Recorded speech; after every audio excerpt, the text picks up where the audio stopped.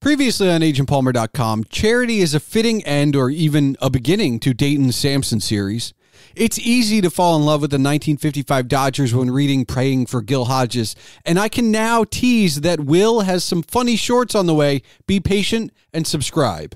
This is the Palmer Files, episode 106, featuring Nicholas W. Fuller, an author who's working on his next book while raising two kids, recording interviews for his YouTube channel, and still finds time for that pesky day job. We discuss his writing process, compare our gaming stories, talk about coding, incomplete trilogies, too much media, reading on a Kindle, and much, much more. Are you ready? Let's do the show!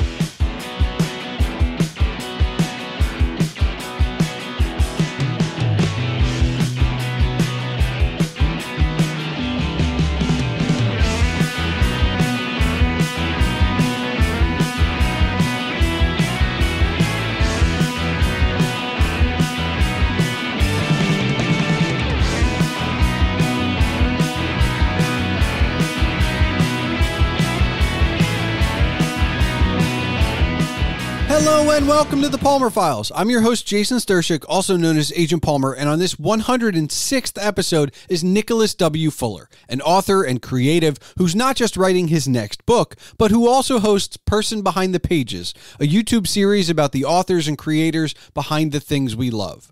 His YouTube channel, Nicholas W. Fuller, is full of his Person Behind the Pages videos, as well as some older ones that, as creators, we all leave published for some reason.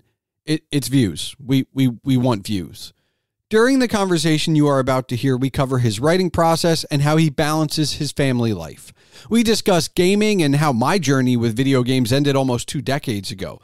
Plus, distractions and rabbit holes, being self-employed, waking habits, depreciated syntax, incomplete trilogies, reading one book at a time, and well, all of that and a whole lot more is coming your way. But first, remember that if you want to discuss this episode as you listen or afterwards, you can find all contact information for myself and Nicholas in the show notes. There, you can find more information about my guest, Nicholas W. Fuller's work on his website, nicholaswfuller.com. That's nicholaswfuller.com. Don't forget, you can see all of my writings and rantings on agentpalmer.com. And of course, email can be sent to thepalmerfiles@gmail.com. So without further ado, let's get into it.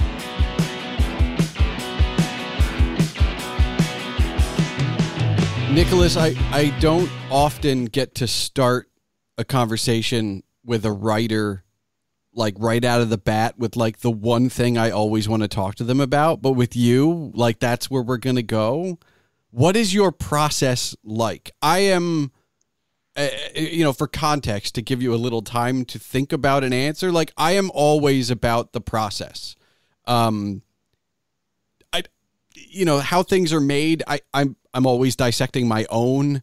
There was a short-lived series on my blog called Interrogations where I used to do long-form Q&As. That died because this podcast exists. But like anytime it was a writer, I would always be like, what's your desk situation like? How often do you write? Like, I know there's no right answer unless, writers don't even have, some of them will be like, I don't know. But like, do you know, do you have a process that works? I am discovering and developing my process that works, you know? So like I wrote one book like 11 years ago and that was super painful, that took me like years to write. But a part of that was just being young and not having any idea what works for me and what doesn't, That works. The more recent one has been okay, and now I'm like writing a third book, and I think I'm finally figuring out like process that really, really works for me. So first, with one, I'm as a writer also, you probably know that there's pantsers and plotters, right? I am way more of a plotter than a pantser. So step one is like plan the story, right? Yeah. And that could be, I'll get some kind of idea, something and start developing it, set it for a bit, make sure that it still, has merit within like a couple weeks or something like that. And then be like, okay, like where is this going to go? What's going to happen? And plan out. Usually like the books that I'm writing now are planned to be a trilogy. I have another idea for like 5 books. So like I want to have some idea of where they're all going, not just the one book I'm writing. Yeah. So do some outlining with that.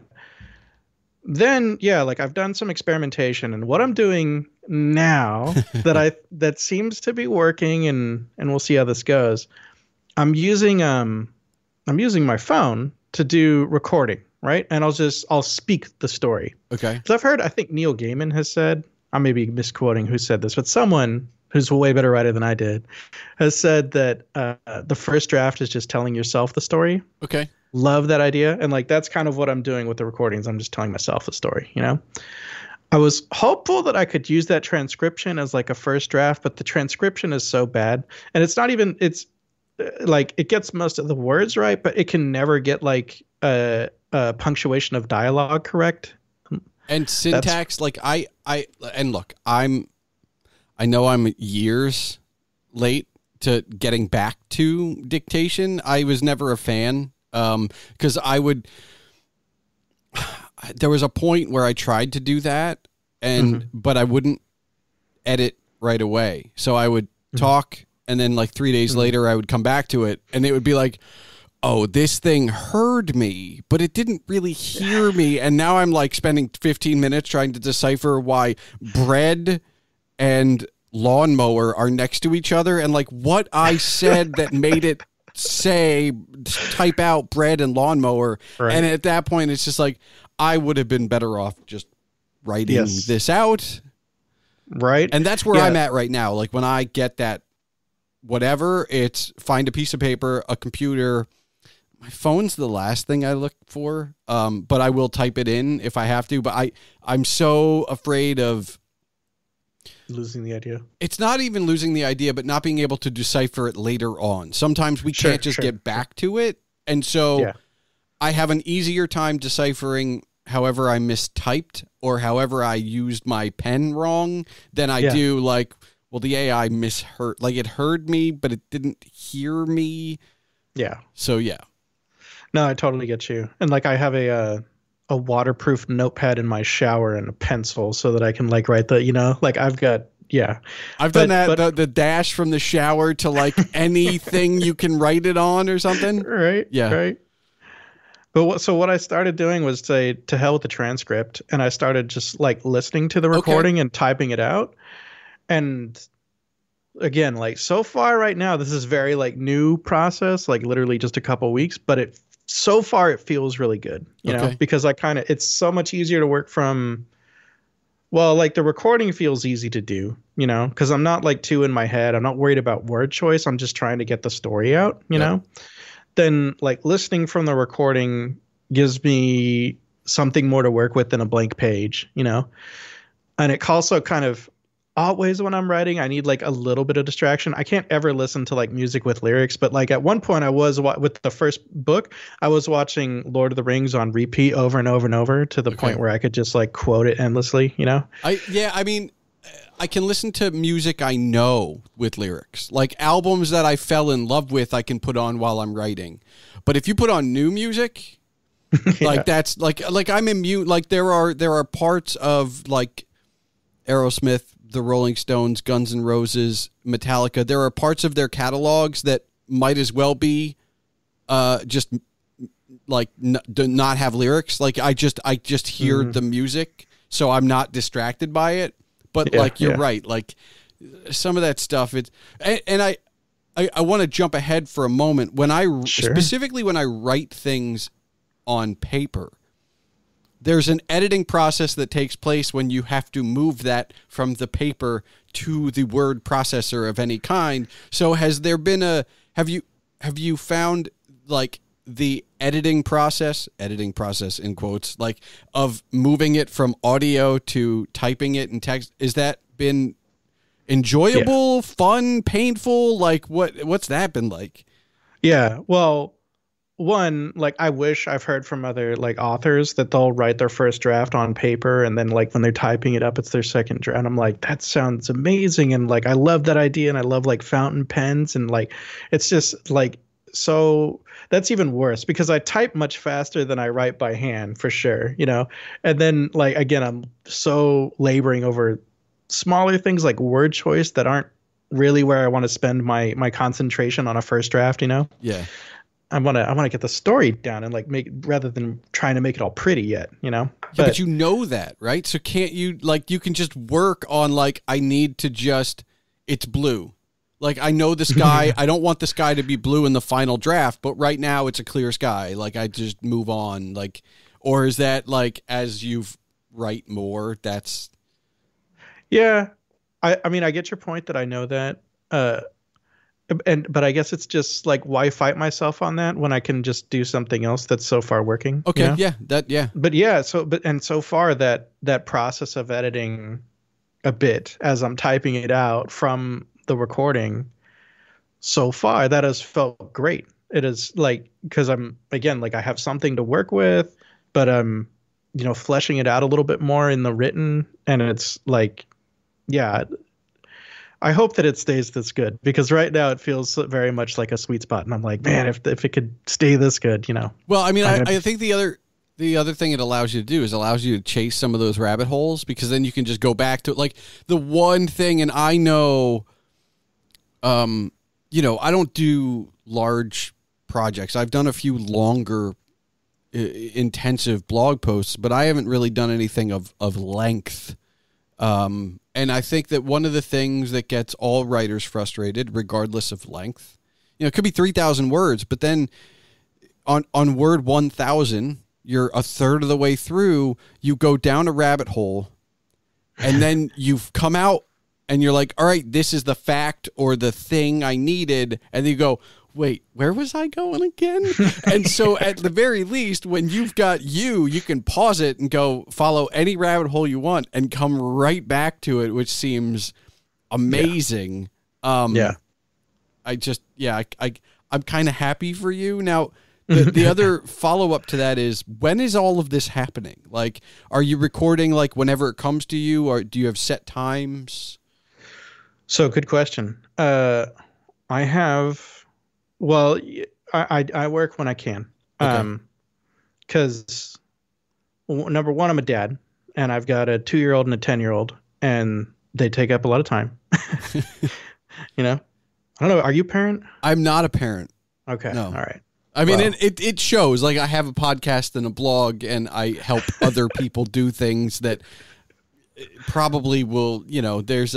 I've joked with people that are parents. Like, I understand that my priorities will definitely change if the day comes when I become a father. Like, I know that. But for right now, I can be selfish. Yeah. I get that. And which is, it's a nice thing about not having kids. But I love my kids. It's like hard work, but the most rewarding work. Sure, yeah. Everybody says that. So at the very least, I'm talking to the right people. Yeah.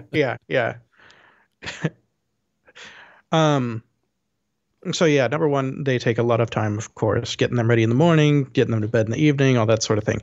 Number two, I got a day job, but my boss is super cool because I work for myself. So he's very understanding. Nice.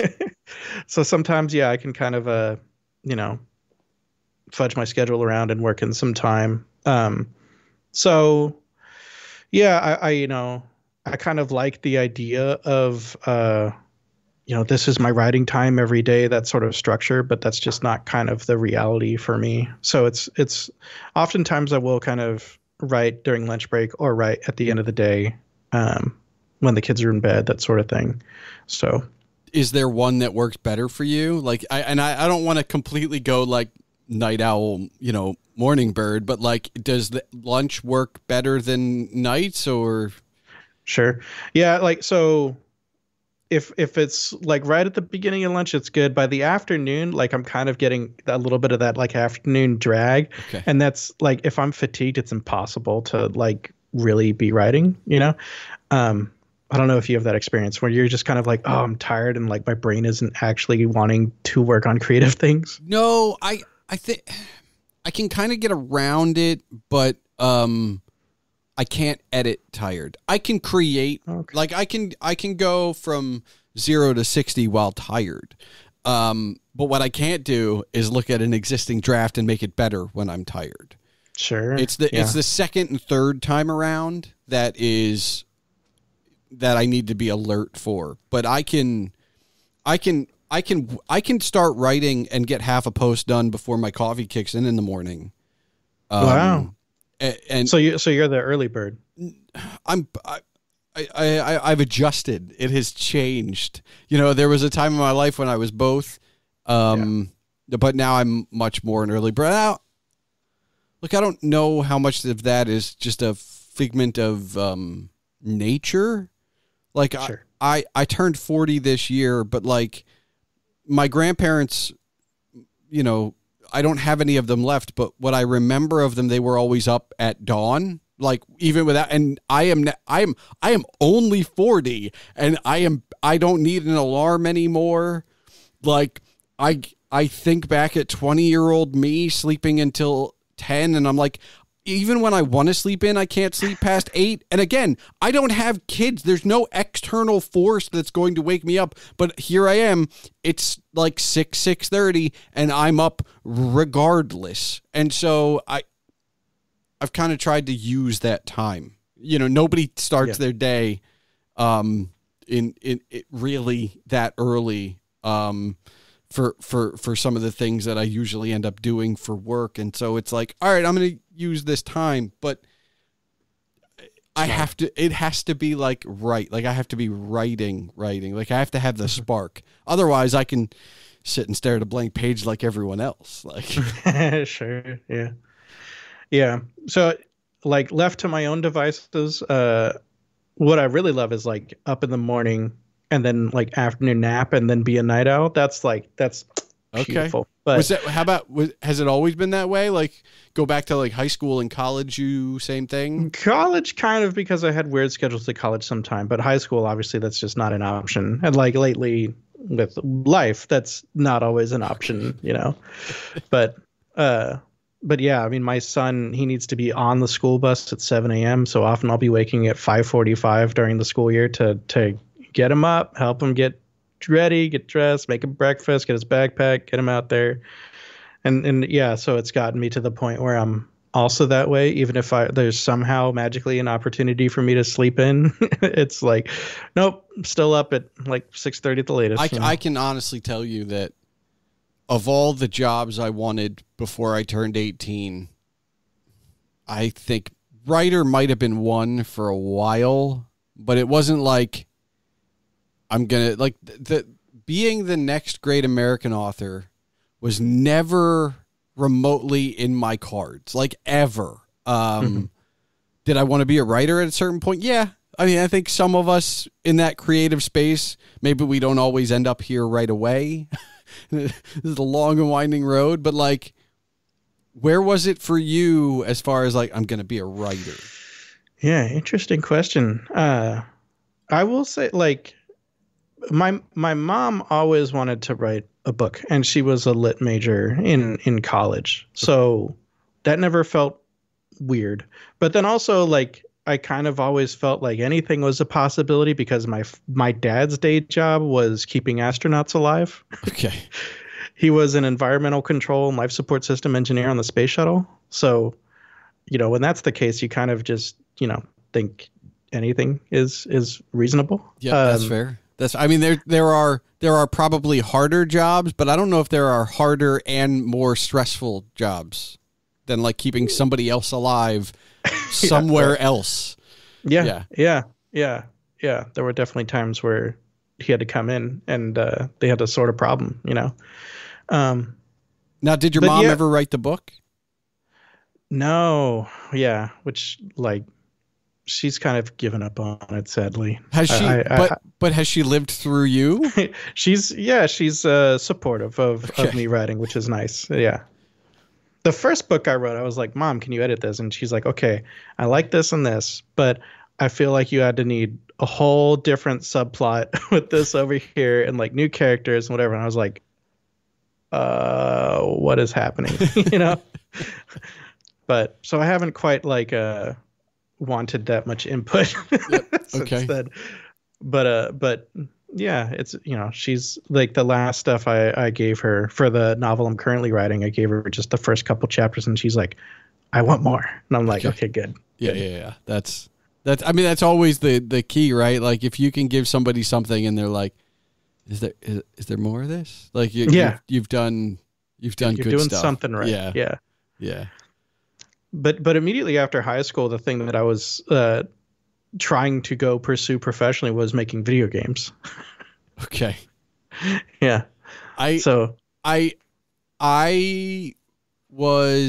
For me, it was music. Like, oh, cool. Because I'm presuming you were playing games at that point too, and you're like, I like playing these. Maybe I'll create it. And for me, at that age, it was I enjoyed listening to music, and I was playing music, and it was like I kind of want to do this, but I never took that next step. Like, it never became more than a hobby-ish. And when I say hobby, I was the one with the Porta Studio, and I was the one who could record things, and it kind of nicely meshed into podcasting and editing and all that kind of stuff. But like, video games were always an escape for me, but I get crap for this all the time from friends, especially friends that have known me for decades on now. My gaming truly ended in like 2003. Oh, really? Okay, there's got to be a story here. Like, well, so my favorite PC games, really, we're talking Tides of Darkness, we're talking the first Diablo, and we're talking Quake.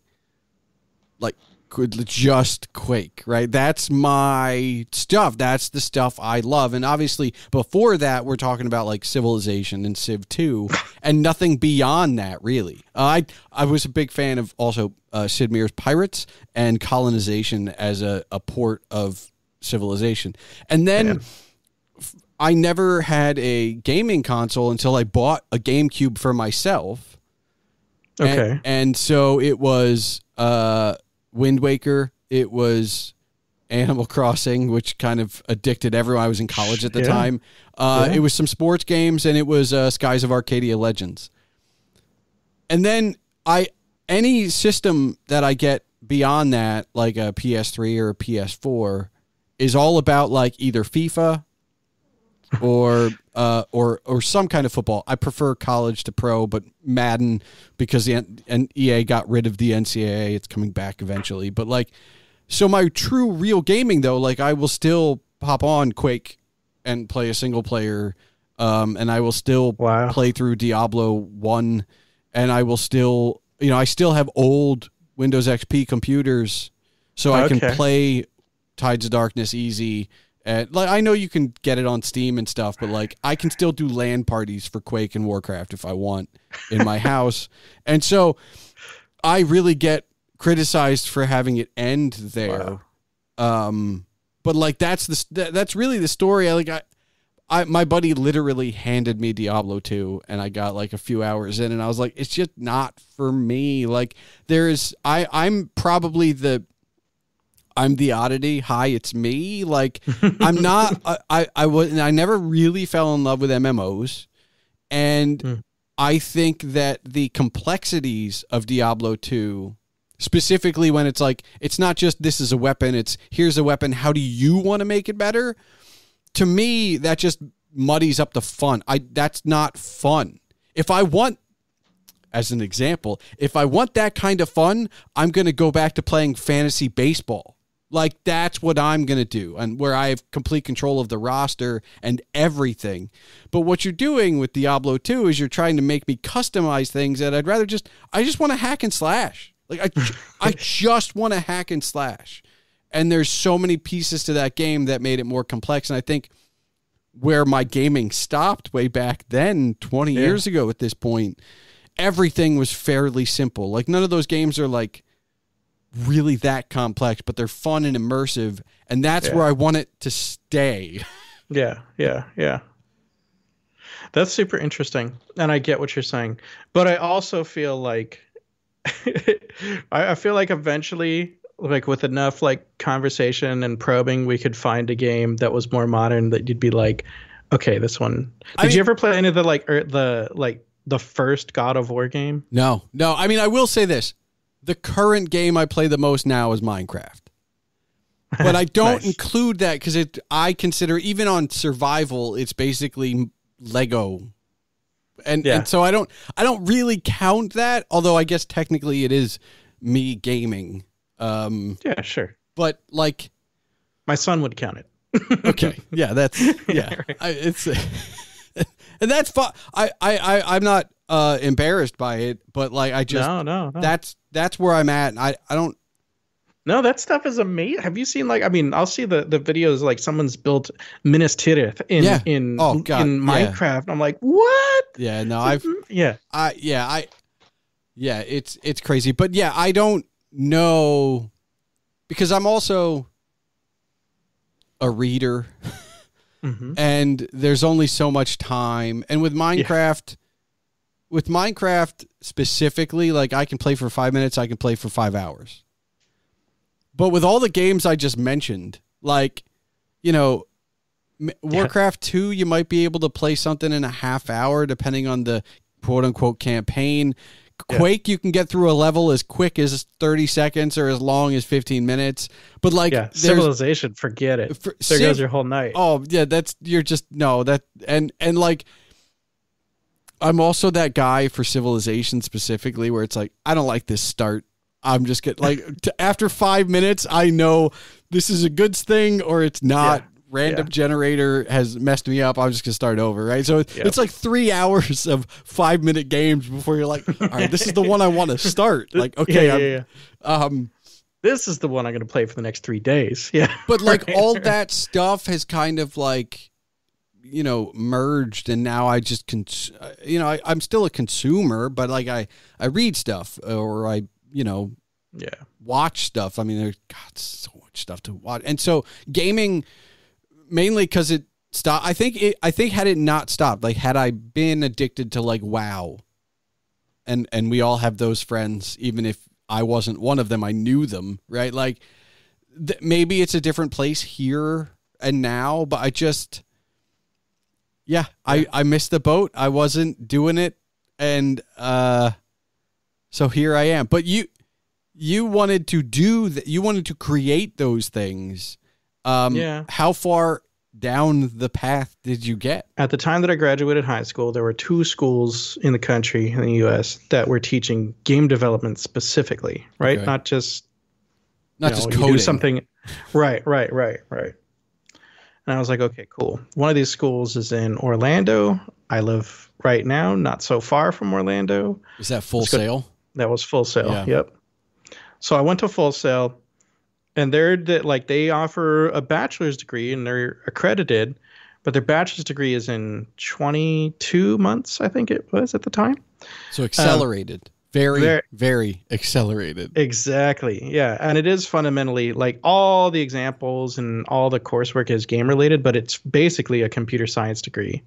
So I did that for a while and it totally kicked my butt because I was like skating through high school easy without having to work real hard. And then I get to that and I'm like, oh, I need to learn how to work real hard. Yeah. This is, So I pursued that for a bit and then, kind of got out of that because it kicked my butt, took a break with the intentions of coming back to it, but just didn't. But I ended up using those skills later on because again, it was mostly computer science and a friend of mine was building websites with a lot of like back-end code. The skills I learned for coding for games with C++ was not that different from like the syntax and the logic behind PHP for web servers. Yeah. So that became the day job, Gotcha. I went from HTML to CSS to PHP to do website stuff. And now I've been out of it for so long. I think I'm done. Like I think I can move into email marketing if I want because that's still HTML and CSS. But my PHP is basically just I don't remember it at all. And everybody's like, oh, it's like riding a bike, but it's not because like riding a bike, you use the same like you use your balance. These are where you put your hands. Even if you have like different handles, it's like there are only so many things you do. And the reason it's like riding a bike is because those are universal. With PHP, like if you're working on something and you need a certain call function, Yeah. Well, 5 years down the road, you're not going to remember that call function. And so I am so far removed. And not only that, like 5 years down the road, it maybe the specific function you were using before has been deprecated, like things change. I believe, I wish I still knew where it was. I'm a digital hoarder is what I'll call it. Like most of it's fairly organized, but somewhere I have an email thread where I was working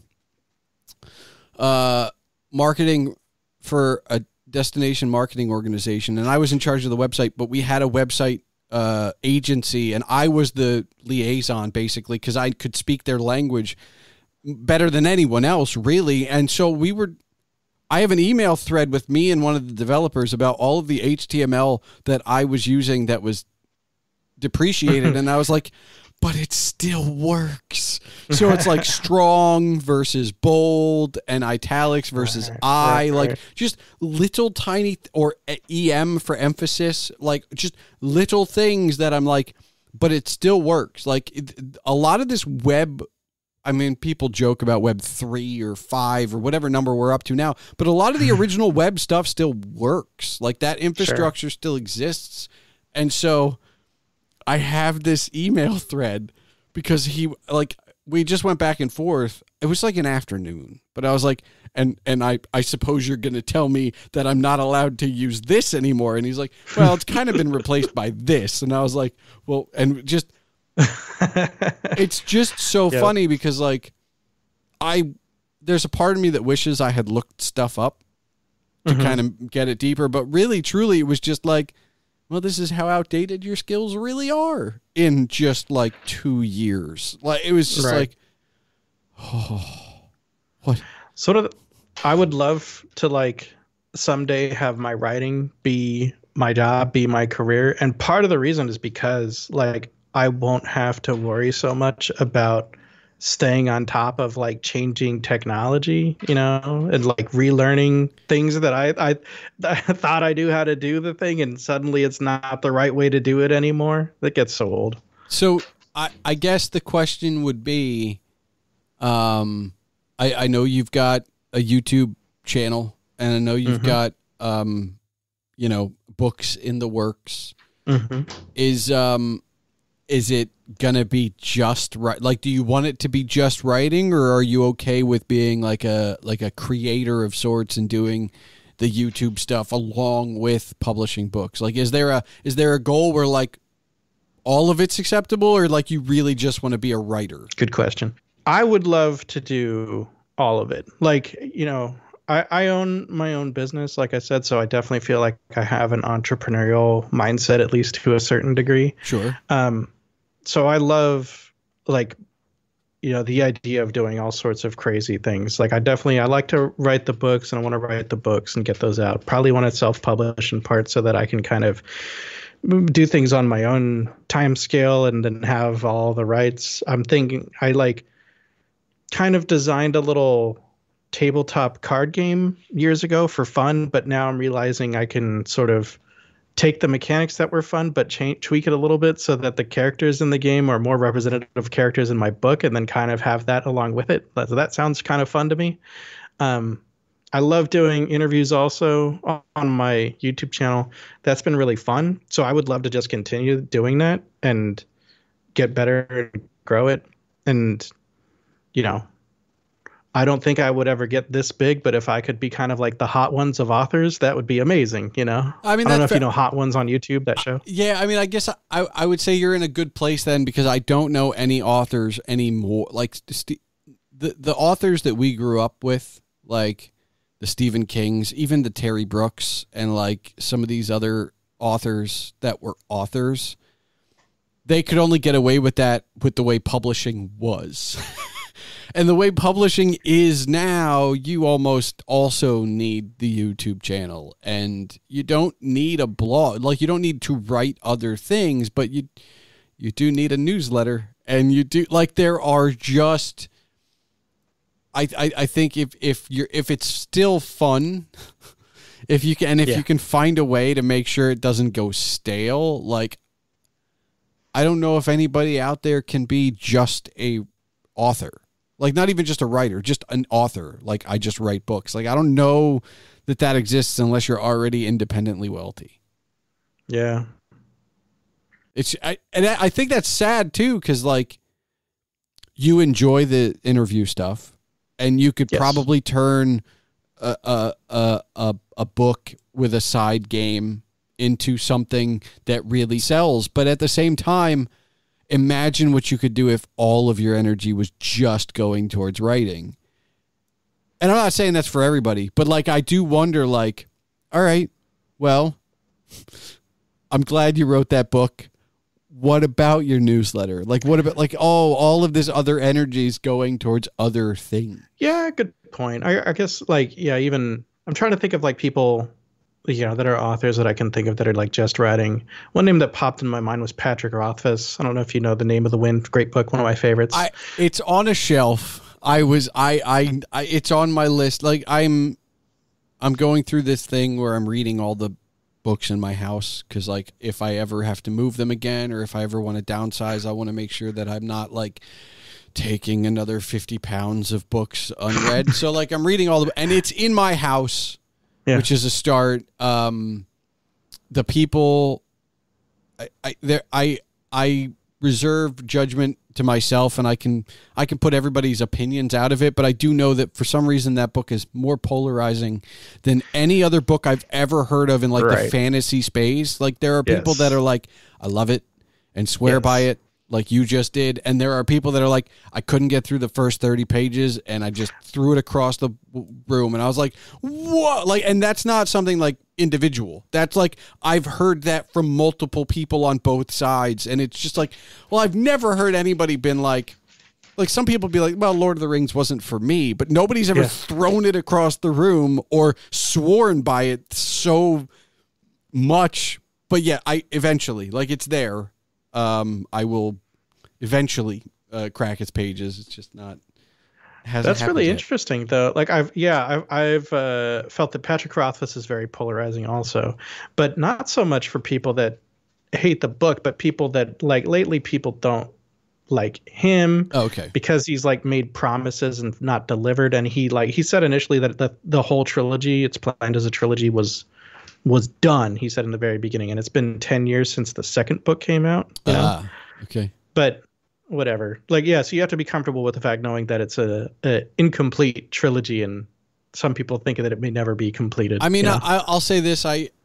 One of my favorite books, Clive Barker's Great and Secret Show, was not one I ever expected to read a sequel for, and then he released Everville, and I was like, oh, great, this is amazing. And it feels like Everville feels like a middle book, although I don't think he wrote it that way. I don't know if he did or didn't, but like there's clearly never been a third book. And so like, yeah, okay. I mean, I guess if that's how it ends, that's how it ends. Like,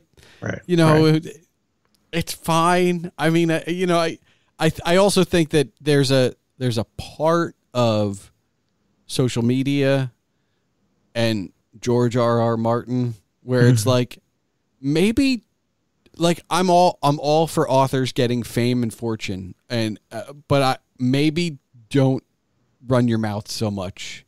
Like I think that I don't think this is a hot take, but I think most of the vitriol that comes at Martin for not finishing the quote unquote Game of Thrones series is because he kept promising. Like if he just keeps talking about how much he loves Back to the Future, I don't think anybody hates him. They ask him, where's the next book? But it's not like he needed somebody to explain media to him.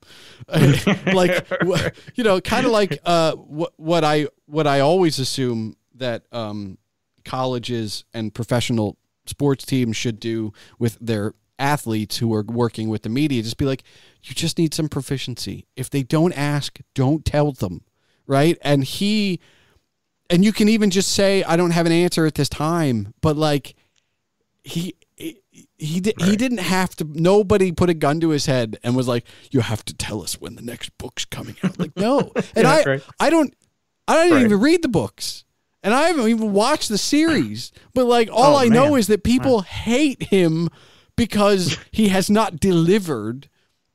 Yeah. And all I keep thinking is, I mean, he did give you quite a few books to begin with, and it spun off a television series, which is more than a lot of things get. Like, I love Terry Brooks. Right. I love Terry Brooks. And people hated the Shannara Chronicles. And guess what? That's all you'll ever get. You won't get it again. That's a property that's basically dead to the world as far as IP properties are concerned.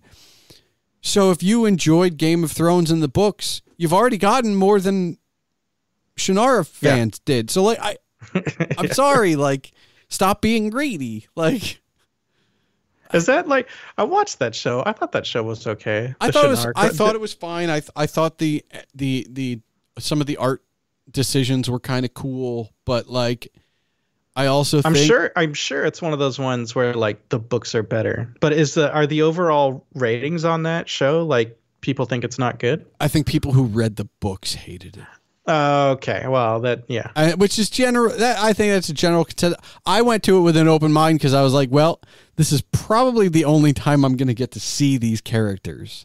Sure. And so I was like, all right, I'm interested. Like, let's go. But I haven't watched Rings of Power.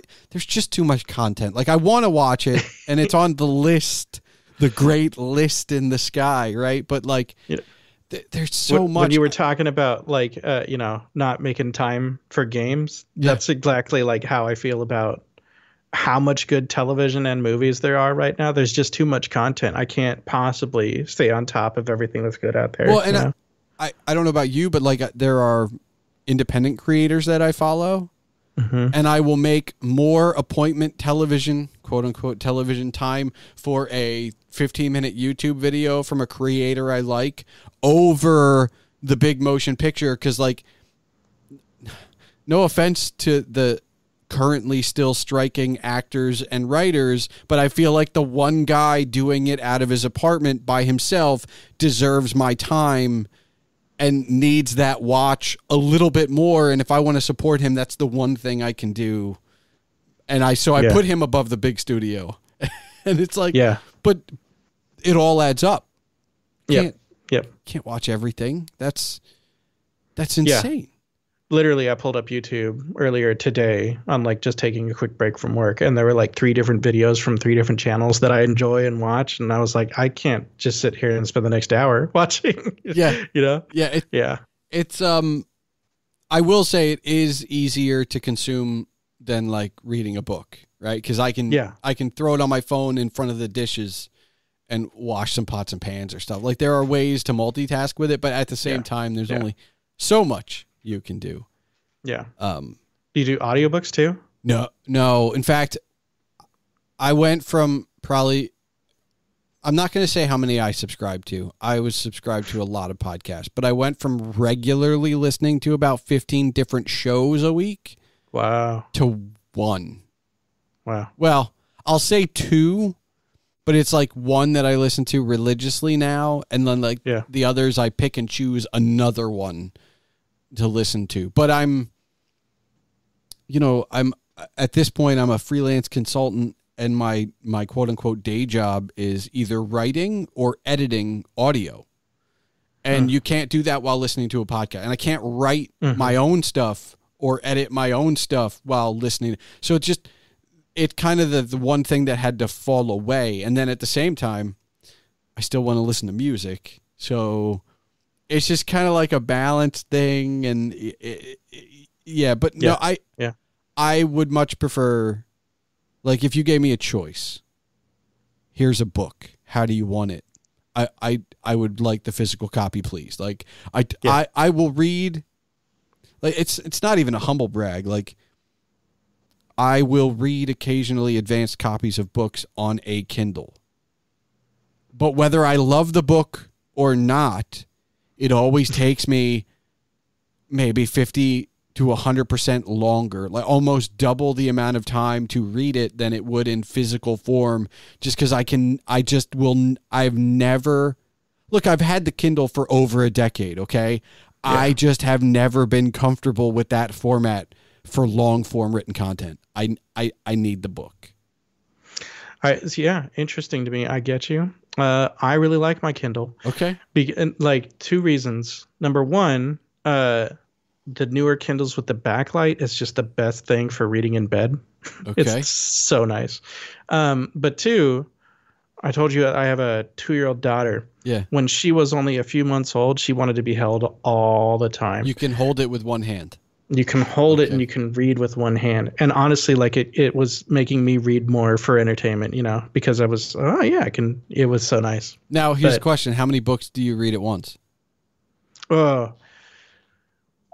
generally will try to kind of only do one because I don't want to mix and match. I don't want to get, wait, what was going on here? Okay. But sometimes I will do at least two because like I do also like audiobooks because I can like listen to a little snippet of the audiobook while I'm driving my kids to school or while I'm doing the dishes or that sort of thing. Okay.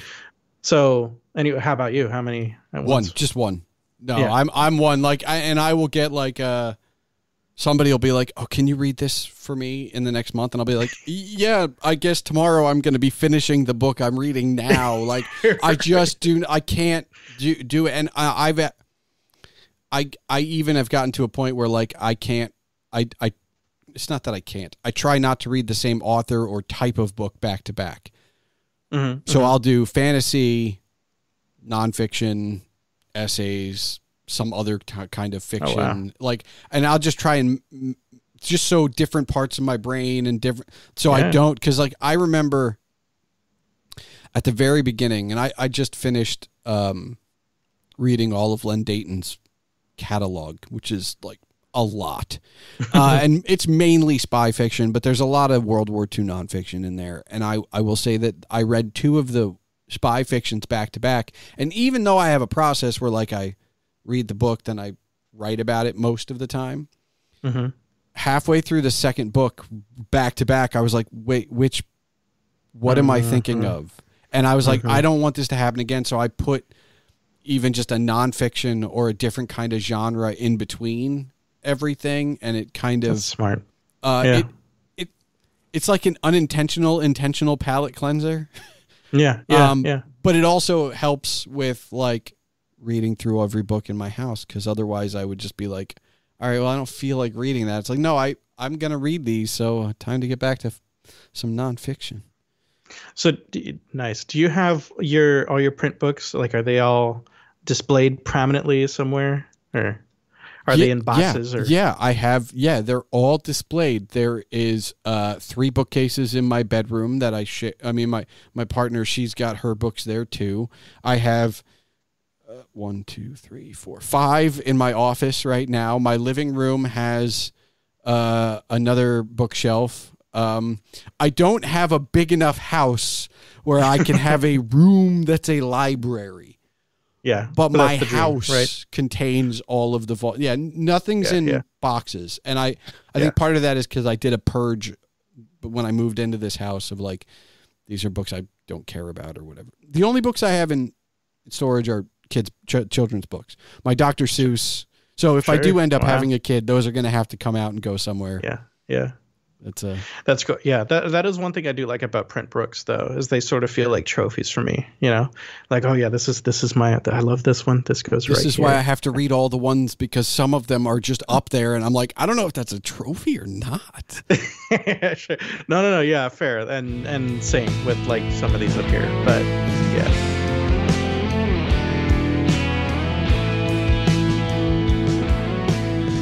Why is it that process is so important to me? I think it has a lot to do with being curious, but it also has maybe even more to do with wanting to improve. There is no right or wrong way to create, especially when it comes to writing, but what works for me, and what I have tried that doesn't work, I have discarded into the dustbin of the past. But what I do not know, I probably haven't tried, and that is why creative people often ask others about process. And even if we have something that works for us, we are always on the lookout for something that will work better. Why? Because the creative process is never simple or smooth. It's rarely flawless, even when it flows easily. I'll be the first to admit that not only is the creative process hard, it should be. I think that the struggle to create is part of what makes great stories and art great.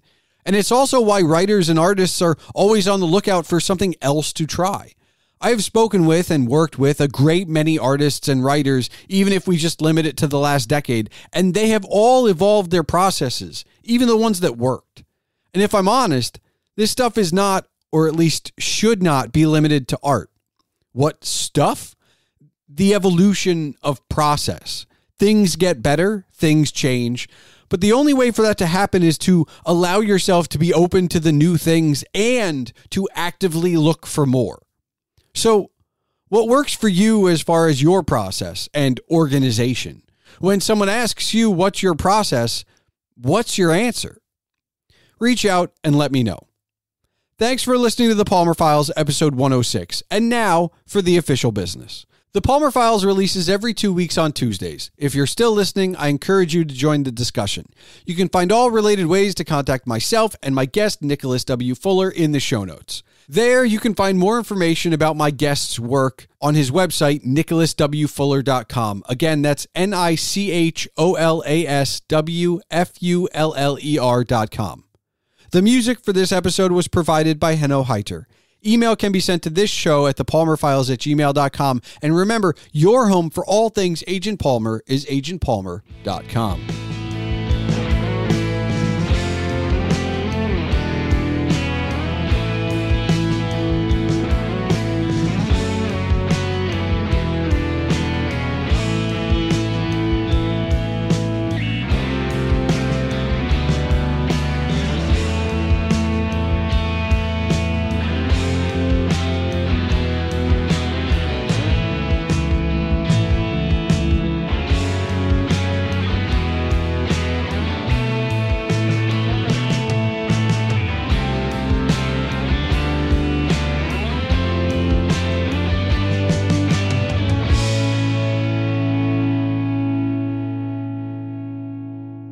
All right, Nicholas, do you have one final question for me? Yeah, you mentioned music before. So do you play something, or how do you because you were going to get into music for school, right? And making music. Yeah, I was going to be a producer. Okay. I knew my skills. I knew the limit of my skills, and I still know the limit of my skills, but it doesn't stop me from trying. No, I have downsized my collection over the years because it was pretty big at one point. I like to say I'm a bass player and a rhythm guitarist. I have 3 basses in this house. I have. So you play. You're just being modest. I have one acoustic guitar. I guarantee you can play some songs, right? Yeah, I can play some songs. Yeah. I can play some songs, and I can dabble a bit as well. Eric Clapton or John Mayer? Maybe not. No, but you can play. You can play. Yeah. It's a fun hobby. I haven't played with people in a while, which is saying something, but like 2019, 2020, I don't know. It was just after the first wave of the pandemic, I think, or maybe just before the pandemic. I can't remember. My brain's gone, but somewhere in that time, my buddy, Christopher Hughes, Triforce Dad 1984, and I'm giving all of that for context, wanted to do a birthday celebration. And so I took my stuff to his house and we streamed a concert where I played and he sang live on the internet. Now, I don't know if it's still up on Twitch. I'm hoping it's not. I don't remember if he downloaded it and uploaded it to YouTube. I don't think he has that kind of time. But that was the last time I played for people. And it was, don't get me wrong, it was fun. But for the most part, I put on headphones and I play along with the actual recordings. But that's I mean, like to finish the list, I still have, one true acoustic. I got 2 acoustic electrics. I have one electric guitar that works and one electric guitar that doesn't, that I can't quite get rid of. And I bought myself 2 years ago an electric drum kit because I haven't had a drum kit since the one I had in my house in high school. And I was like, can I still look, I'm not a great drummer, but it's like, can I still dabble? And it was, it's kind of fun. Right. So yes, all of that, but all of that is to say it's kind of like being the marketing guy that can talk tech to the developers. I still want to just talk to real musicians. Like I have a friend who's a true musician. I will call him that. And he's actually the guy that did my intro and outro music. And every time I talk to Henno, I'm just in awe. Like I can talk to him. Like I think a layman, quote unquote, would be like, what are you two talking about? Like, but we can go on for just talking about music. But I'm also like, yeah, I know the song you're talking about, and I'll never be able to play that. Like, I get it. I'm never. That's a thing. But like, yeah, I think that one of the reasons I listen to so few podcasts now is because I listen to more music, and I think it's better for me mentally. And as much as I like supporting other podcasters and stuff, it's like mental health is important too. And I think that's also kind of like a release. It's an outlet. Like picking up the guitar or the bass is it's an outlet that, well, for better or worse, it's more like masturbation because I'm not getting anything out of it really. Like it's just for me, right? It's not like when I sit down at a keyboard to type out a blog post that I can share. I'm not doing that with any of these things. Yeah. But it's still healthy. Like it's still like, oh yeah, like let's do this. I'm right. Good for the mind, good for the like dexterity, good for the soul, you know. I think it's probably better for the soul than it is for any of those other things. Because as much as I try to be an organized person and be like, oh, like I haven't picked up the bass in like 2 weeks, or like I've been on a very big acoustic kick, or this, that, and the other thing. It's like a lot of the time, especially if I'm rusty, I will play for much longer than I should. And it's like, all right, well, there's blisters again that, you know, maybe if I'd kept up with it would be calloused, but not the case. I mean, that sounds like that's a sign that you love it, you know? That's a good thing. I mean, it is. I will say I still have the tenor saxophone from my high school days that I have not picked up in at least probably 20 years, I think. But I kind of like the electric guitar that doesn't work. I still don't know if I can get rid of it. I don't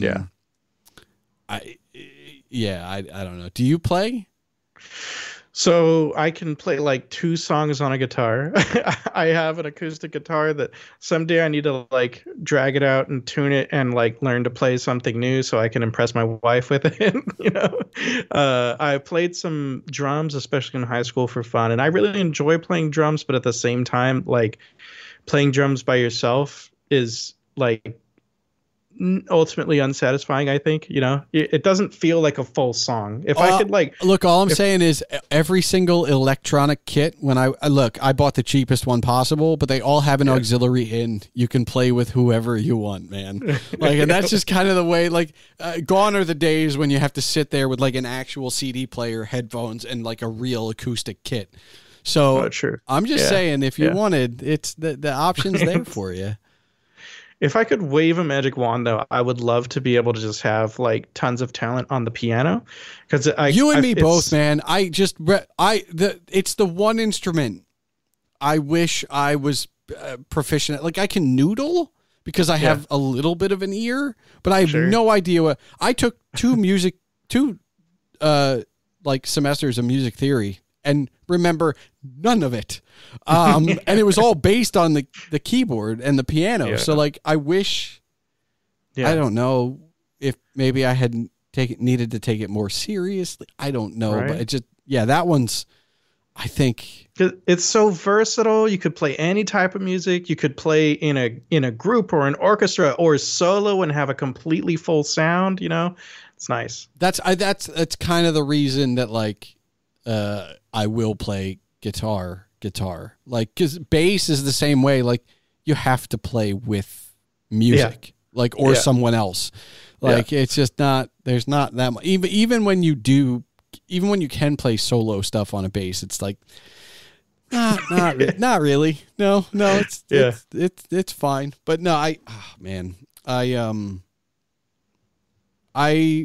have been going through old cassettes and digitizing them because like I don't want to. I literally bought a cassette tape so I could plug them into my system and record what was on them because I don't have a tape deck that works anymore, and the tapes themselves are going bad.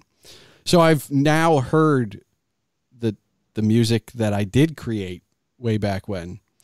Oh, wow. And I need to actually like listen to it. Like all I know is that I've transferred it now and I have digital copies of it, but like, is it good? Is it bad? I actually have to sit down and listen. And as we record this, I've just been digitizing. So it could be great. I don't, or I could have been surprisingly good. I don't know. I think I have the ability to surprise myself, but I just know that the waveform moved when I digitized it. That's about all I know right now. Nice. Follow-up question for you. Behind you, you've got the football and you've got the Wheaties boxes. Yep. And I know that you're a big college football nut. Yep. So if you could, for a week be like a professional pianist in whatever kind of manner you want, or you could be an all-star college football player, what would it be? With a genie in a bottle and you get to like live that life for a week. Which life are you picking? Do I have to worry about injury? Because that'll... We'll say no. Okay. The piano will not hurt you. All right. No, it's gonna be athlete. Yeah. I mean, I don't know if I might take baseball. Okay. Which is my first love and probably my biggest thing. Or, you know what? Yeah, it's probably going to be an athletic pursuit at that point. Yeah. Because I know what it's like to play in front of people. Even in college, I did a few battle of the bands in front of like 100 people or whatever. Like, and at a certain point, 100 people and 200 people or 1,000 people, like it doesn't change that much. But I've never really played an athletic thing. I was a runner, right? How many people are coming to cross country and track? Like, no. Like at that point it was, I got more audience playing in the marching band in high school than I did at any of those things. So I think playing like at a D1 school for one Saturday afternoon, or like the major leagues for even just a random Tuesday. Give me that over the other every time. Nice. I like your reasoning behind it too. That's solid reasoning. I like to think I have some of it.